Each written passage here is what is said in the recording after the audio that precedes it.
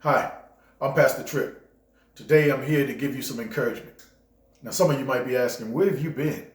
Well, I had major surgery, total knee replacement done, so now I'm back. Was it a little scary? Yes, it was. Don't let nobody tell you just because you have faith and you know God that you don't get scared sometimes. Yes, you do. That's why we call on Him, trust in Him, and you do better to trust in Him while everything is going good, so that you feel better when you know you're going through, that God is with you. Always do His will. I always tell people, stay in Him, family. Now, let's get to the meat of the matter, the encouragement. Some of you are praying for things right now. Something you think God is not going to give you. Something you think God is taking a long time doing. Something you wondering if God is even hearing your prayers. Yes, He is. Now, let's get to it. Why is it? Two things why it would seem that God is not answering your prayer. Because God says that the answer to your prayers is yes. We're going to go through that in a minute. But what are the two reasons that God seems to be holding up your blessing? Let's get to it. Go with me to 2 Corinthians. 2 Corinthians chapter 1, verse 20. 2 Corinthians chapter 1, verse 20. For all the promises of God in Him are yea, and in Him amen, unto the glory of God by us. What's God saying? His answer is yes, as long as what you're asking for is within His promises. And yes, He does even promise to bless you with the desires of your heart. Your heart is your mind. Your spiritual heart is your mind. Now, some people are praying to win the lottery. Some people are praying for things that are lustful. God is not blessing you with those. Why? Because of the fact that that's not in His promises for you.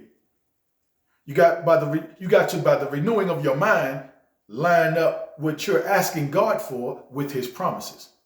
When your mind changes, you're not asking God for somebody to fornicate with. When your mind changes to righteousness, you're not asking Him, can you win the lottery? And let me tell you why you're not.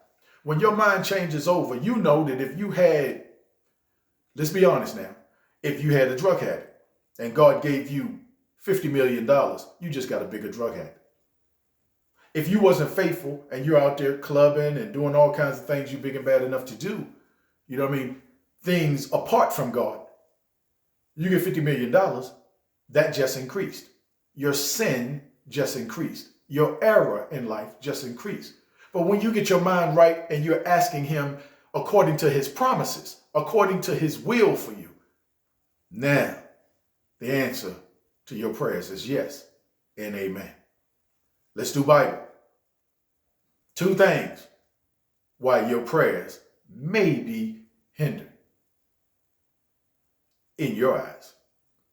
2 Corinthians chapter 1, verse 20. Again, for all the promises of God in Him are yea, and in Him amen, unto the glory of God by us. What's the second thing?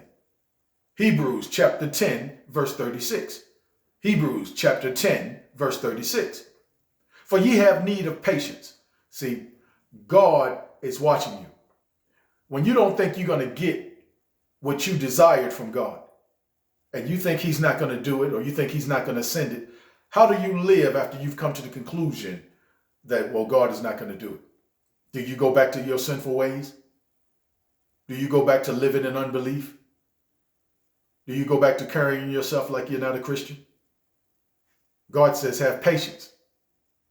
Stay in the will of God. Stay in Him, family. Even when it looks bleak, even when it looks like it's not going to happen, even when it looks like God said no. But if your prayers was in His will, the answer was yes. So just have patience. It's coming.